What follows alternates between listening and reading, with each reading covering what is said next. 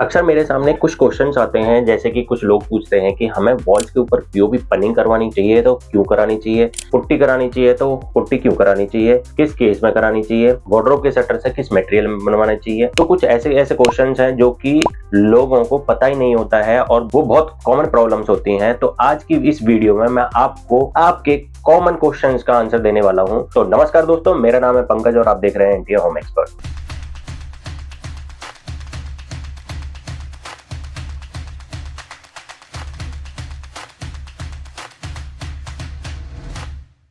तो पहले बात करते हैं पीओपी पनिंग क्यों होती है। देखिए, पीओपी पनिंग का एक ही रीजन है कि जब हमारी वॉल बनती है तो वॉल के ऊपर प्लास्टर चढ़ता है, प्लास्टर के बाद में हम पुट्टी या पीओपी पनिंग इसमें से डिसाइड नहीं कर पाते हैं कि हमें क्या करवाना चाहिए। इसका एक सीधा आंसर है कि अगर आप रॉयल पेंट करा रहे हैं तो आपको पीओपी पनिंग बहुत मस्ट है। उसका रीजन ये है कि अगर जब हम प्लास्टर करते हैं तो प्लास्टर के अंदर एंडुलेशंस रह जाती हैं, जिसकी वजह से रॉयल पेंट कराया है वो उस एंडुलेशंस को उभार करके दिखा देता है पेंट के अंदर और वो लहर दिखाई देती है। और जब लहर दिखाई देगी तो जितना पैसा आपने पेंट के ऊपर खर्च किया है वो सारा पैसा हो जाएगा वेस्ट। अगर इस केस में आपने प्रीमियम भी करवाया और वो भी 0 नंबर के रोलर से करवा दिया तो आपको उस केस में भी पीओपी पनिंग करवानी है। पीओपी पनिंग के ऊपर क्या पुट्टी खींची जा सकती है? नहीं, क्योंकि पीओपी क्या है, एक इस तरीके का पार्टिकल है जो कि मिट्टी से बनता है। तो उस केस में आपको जो चौक मिट्टी का बेस है वो बनवाना है। इससे फायदा ये होगा कि जो बाउंड इसका चौक मिट्टी का बना हुआ है वो आपका पेंट के साथ में दोनों कैप्चर कर लेगा। अगर आपने पुट्टी खिंचवा दी तो आपके 6 महीने और साल भर में वो आपकी पपड़ी देना स्टार्ट कर देगी और आपके घर में दिक्कत आनी स्टार्ट हो जाएगी। अब बात करते हैं कि भाई पुट्टी कहाँ खिंचवानी चाहिए। प्लास्टर के ऊपर ही खिंचती है, क्योंकि पुट्टी क्या है, एक वाटर बेस्ड कंपाउंड है जो बाहर भी इस्तेमाल होता है और अंदर भी इस्तेमाल होता है। क्योंकि पीओपी पनिंग है वो आपने मिट्टी से करवाई है। एक्चुअल में पीओपी जो होती है वो मिट्टी का एक कॉम्बिनेशन होता है, क्योंकि उसके अंदर केमिकल्स मिले होते हैं। कुछ लोग क्या है, चौक मिट्टी का बेस तो बना लेते हैं पर लेकिन उसके ऊपर प्राइमर नहीं करते हैं। अगर आपने प्राइमर नहीं करा, पेंट सीधा सीधा उसके अंदर पी जाएगा। जहां ज्यादा पी जाएगा वहां से जल्दी सूख जाएगा और जहां से देर में पिएगा वहां से धीरे धीरे सूखेगा। तो वहां शाइनिंग बनी रह जाएगी, यहाँ थोड़ा सा डम पड़ जाएगा। नेक्स्ट बात आता है कि बाथरूम के अंदर ना वेंटिलेशन नहीं हो पाता है, क्योंकि बाथरूम के पीछे अलग से कोई एक बाथरूम है या फिर कुछ और बना हुआ है। तो उसका बहुत सिंपल तरीका है, एग्जॉस्ट लेना है, कोर कटिंग करवानी है दीवार में, या फिर अगर सीलिंग में लगा सकते हो तो सीलिंग में लगा सकते हो। उसके अंदर पीवीसी के पाइप लगाने 6 इंची का, जिसमें आपका ये सीधा लग जाएगा और वो आउटडोर में चला जाएगा। बस एक चीज का ध्यान रखना है, अगर अगला भी बाथरूम है तो उसमें भी आपको फॉल सीलिंग कराने की जरूरत पड़ेगी ताकि वो पाइप है वो कवर हो सके सीलिंग के अंदर। नेक्स्ट कॉमन क्वेश्चन, वार्डरोब्स को लेकर के या फिर अपने किचन्स को लेकर के जो शटर्स हैं वो किस मटेरियल में बनवाने चाहिए। अगर आपने कारकस बनवाया है वो अगर प्लाई में बनवाया है और आप चाह रहे हैं कि सामने के जो शटर्स हैं आपके वो भी प्लाई में बन जाए, तो प्लाई बोर्ड इस्तेमाल करना है, ना कि प्लाई। प्लाई क्या है, बेंड हो जाती है। इन सारे झमेलों से बचना है तो आपको सीधा करना है, HDHA मान लो और लगा दो। सिंक एरिया है उसको आपको बनवाना है WPC के बोर्ड में बनवाना है, ताकि आपका जो पर्टिकुलर एरिया है अगर पानी भी पड़ जाए तो खराब ना हो और बाकी जो आपकी जितनी फिटिंग्स हैं वो सेफ हो जाएं।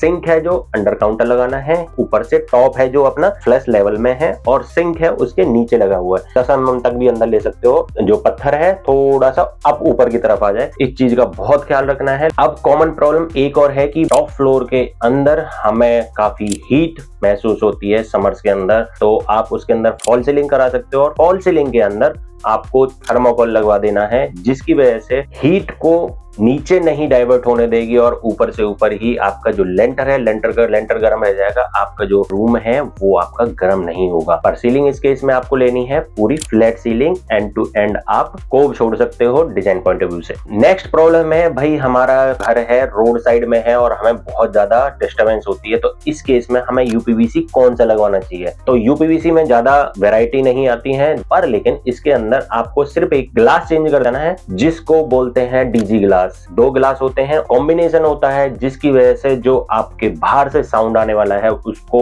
70% कम कर देता है और आपका जो घर है वो पर्टिकुलरली साउंड प्रूफ हो जाता है। फिर भी आपके घर में अगर साउंड आता है तो आपको ध्यान रखना है कि जो आपके डोर्स लगे हुए हैं, डोर्स के चारों तरफ एक पतला सा एक सील बैंड लगवा देना है जो कि दरवाजे के साइड में जहां पर पताम कटा होता है वहां लग जाता है। का जो दरवाजा लगने पे साउंड होता था वो साउंड भी बंद हो जाएगा। दूसरा, आपका जो दरवाजा है वो सील्ड पैक हो जाएगा जिससे बाहर की आवाज भी नहीं आएगी। अगर फिर भी ज्यादा आता है तो आप मैट बिछवा लेना है अपने फ्लोर के ऊपर, तो आपका जो पर्टिकुलर एरिया है वो साउंड प्रूफ हो जाएगा। नेक्स्ट प्रॉब्लम आती है भाई किचन स्लैब की हाइट कितनी देनी चाहिए। कोई बताता है 4 फुट दे दो, कोई बोलता है 3 फुट दे दो, कोई बोलता है 3 फुट 2 इंच दे दो। तो कोई कंफ्यूजन करने की जरूरत नहीं है, सीधा सिंपल जितनी आपकी हाइट है उसका 50%, मतलब अगर आपकी 5 फीट की हाइट है तो 2.5 फीट पे आपका स्लैब लग जाएगा। अब स्लैब की बात हो ही रही थी तो इसमें ये कंफ्यूजन होती है कि हमें क्वार्ट्ज लगाना चाहिए या फिर ग्रेनाइट लगाना चाहिए। अगर आपकी किचन बहुत ज्यादा फ्रिक्वेंटली यूज होती है, मतलब फैमिली गैदरिंग है वो ज्यादा होती है या फैमिली मेंबर्स ज्यादा हैं, वहां पर आपको लगाना है ग्रेनाइट।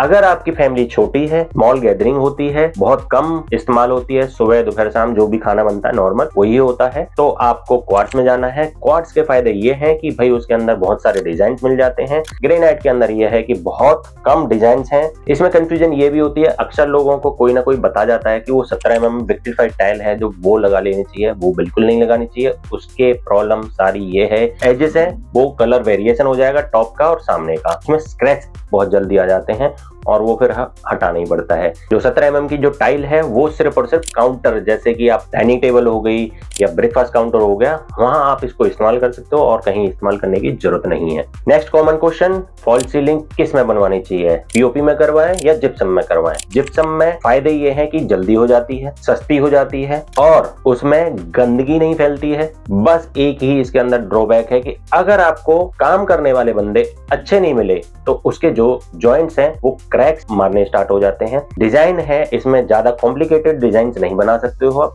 दूसरा, कॉम्प्लिकेटेड डिजाइन नहीं बना सकते तो ऑब्वियस सी बात है घर का जो लुक है घर जैसा नहीं होकर के कमर्शियल हो जाता है। अब बात करते हैं पीओपी फॉल सीलिंग, उसमें मल्टीपल डिजाइन जो मर्जी बनाओ वो बन सकता है। दूसरा, इसके अंदर क्रैक्स नहीं आते हैं। अब इसके अंदर ड्रॉबैक ये है कि भाई इसके अंदर बहुत ज्यादा गंदगी होती है, स्लो प्रोसेसिंग मेथड है और थोड़ी सी ये कॉस्टली पड़ती है। आपको खुद से डिसाइड करना है कि आपको क्या कराना है। नेक्स्ट कॉमन क्वेश्चन है जो सोफा के पीछे वाली वॉल है उसको किस तरीके से डिजाइन किया जाए। अगर आपका बजट है लो, पीछे आपको सीधा सीधा मोल्डिंग और उसके ऊपर नॉर्मल जो वॉल का कलर जा रहा है वही करवा दीजिए। पर इसमें थोड़ा सा एडवांस कर सकते हो तो आप इसकी जो मोल्डिंग्स है टॉप से उनको राउंड करा सकते हो तो ऊपर से आर्च शेप बन जाएगी, तो और थोड़ा सा लग्जरियस बन जाएगा। स्केलिंग का जरूर ध्यान रख लेना। नेक्स्ट है कि भाई अगर और भी थोड़ा सा प्रीमियम चाहिए इसी में ही, तो आपको इसके अंदर बीच में वॉलपेपर लगवा देना है तो और लग्जरियस बन जाएगा। वॉलपेपर ना लगवा करके डेकोर लगवा लूं तो डेकोर लगवाओगे तो और मस्त मजा आ जाएगा। बस डेकोर के लिए आपको क्या करना है, फॉल सीलिंग या जो ट्रू सीलिंग है वहां जब लाइट लगवाने वाले हो तो थोड़ा सा फोकस बढ़ा देना उनकी तरफ, तो वो आपके हाईलाइट होकर के भी दिखेंगे। और इससे थोड़ा सा प्रीमियम कर सकते हो तो भाई मार्केट में आता है लाइम वॉश पेंट, इसको करवाओगे तो आपका जो पर्टिकुलर एरिया है वो हाईलाइटेड हो जाएगा और जो आपकी सोफे वाली वॉल है वो हाईलाइटर वॉल बन जाएगी आपके घर की। नेक्स्ट बात करते हैं भाई हमारा तो कुछ बजट नहीं है, हमें तो किसी तरीके से सस्ते से सस्ता बता दो। तो क्या हो सकता है सस्ते में, वॉल का डिजाइन। तो पीवीसी के डिजाइन आते हैं, पीवीसी के प्लैंक्स आते हैं, उनको आप लगवा सकते हो। बस चीज का ध्यान रखना कि पीवीसी जब आप खरीदो तो आपको ध्यान रखना है कि पीवीसी आप लोकल तो नहीं खरीद रहे हो या ओरिजिनल खरीद रहे हो। तो ये होलोज हैं, होलोज अगर आपको स्क्वायर में दिखे तो इसका मतलब लोकल है, अगर वो थोड़े से राउंड और कर्व में दिखाई दे तो इसका मतलब वो अच्छी क्वालिटी के हैं, आप वो ले सकते हो और वो अपने घर को सुंदर बना सकते हो उससे, वो भी सस्ते में। तो ये कॉमन क्वेश्चंस थे लोगों के। आप भी हमें कमेंट में कॉमन क्वेश्चंस पूछो जिसके ऊपर मैं डिटेल में वीडियो बनाऊंगा। उन क्वेश्चंस को अपनी वीडियोस में लेके आऊंगा ताकि आप जो कॉमन आदमी है अपने घर का डिजाइन कर रहा है उसके सारे क्वेश्चंस का आंसर मिल सके। धन्यवाद, नमस्कार।